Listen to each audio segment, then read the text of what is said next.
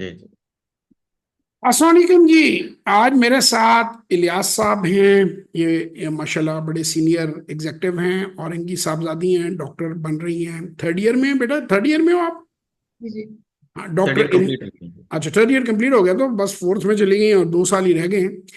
Doctor इमन साहिबा हैं, यंग हमारी बच्ची हैं और ये पीछे से सवाल पूछ रही थी। जब डॉक्टर साहब सामने बैठे थे तो मैंने डॉक्टर साहब को कहा कि सर सामने बुलाओ, मेरी भी बेटी है, ये मेरी भी शागिर्द है and she should talk to me directly.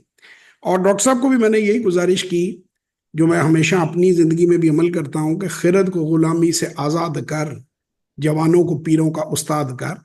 जैसे मेरी बेटी है, ये भी मेरे बच्चों की तरह ही है। मेरे बच्चों को भी नहीं आती उर्दू, तो खिरत कहते हैं सोच को, कि अपनी सोच जो है उसको गुलामी से आज़ाद करो और नौजवान जो हैं उनको ऐसे ट्रेन करो कि वो बुजुर्गों के पीरों के उस्ताद बने, यानी स्किल में आपसे आगे जाएं और दुनिया को फतह करें। तो फिलिप ने अलेक्जेंडर को ट्रेन किया था दुनिया फतह करने के लिए, और उसके लिए अरिस्टोटल को उस्ताद मुकर्रर किया था।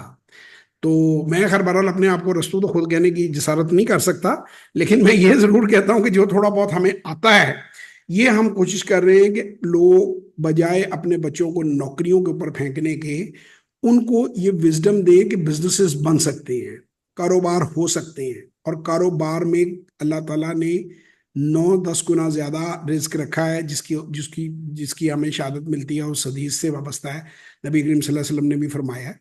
तो आप सबको मैं ये कहूंगा कि कारोबार करने शुरू करें। आज हमने 2 टॉपिक्स के ऊपर डिस्कशन की।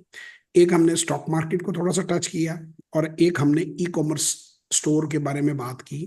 और मैंने दोनों कामों के प्रोज एंड कॉन्स भी बताए। और मैंने ईमन का बिजनेस प्लान हम नहीं देंगे, वो उनका हर आदमी का सीक्रेट होता है, उसके फाइनेंसिस सीक्रेट होती हैं।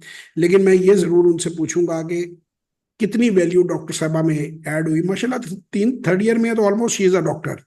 तो इस सेशन ने उनके ऊपर कितना असर डाला है, कितनी उनकी नॉलेज में इजाफा किया है? बताओ बच्चे। हाँ, मुझे कोई आइडिया तो वैसे अभी तो बहुत कम था इस सेशन से पहले।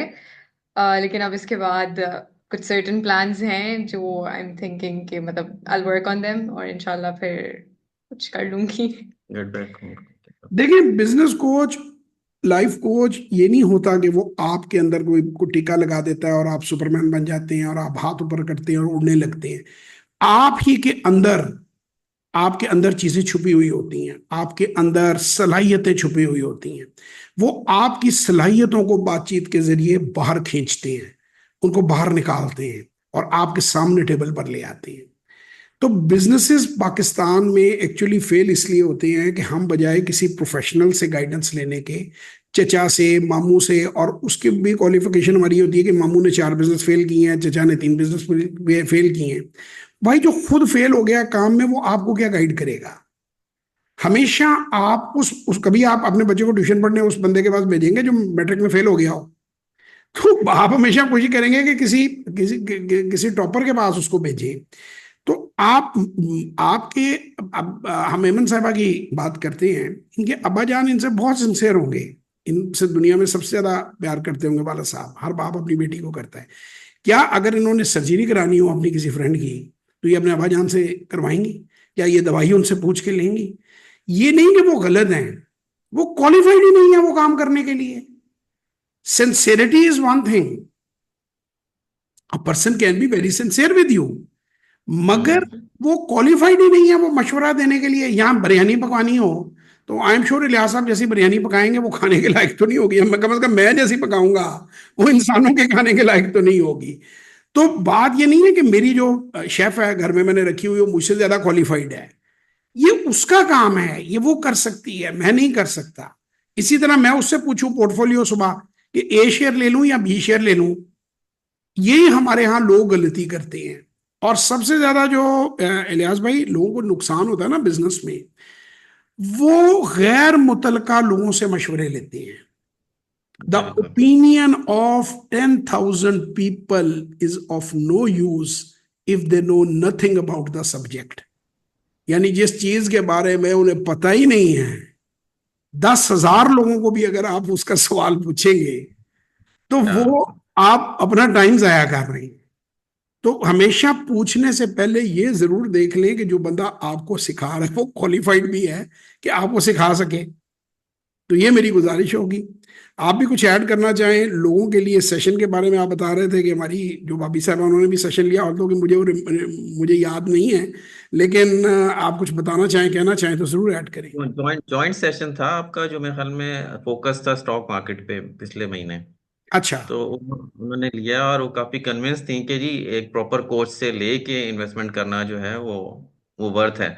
मतलब उसी सेशन में अंदाजा हो गया, तो उन्होंने फिर मुझे रिकमेंड किया, तो और बल्कि उन्होंने कहा कि आप उनसे सोलो सेशन लें, सीरियसली काम करना है हमने। जी। तो अभी सेशन से हमें बिल्कुल इस चीज साबित हो गई है कि वाकई उनका मशवरा ठीक था, और हमारा ये जो 1 घंटा था ये बड़ा वर्थ था।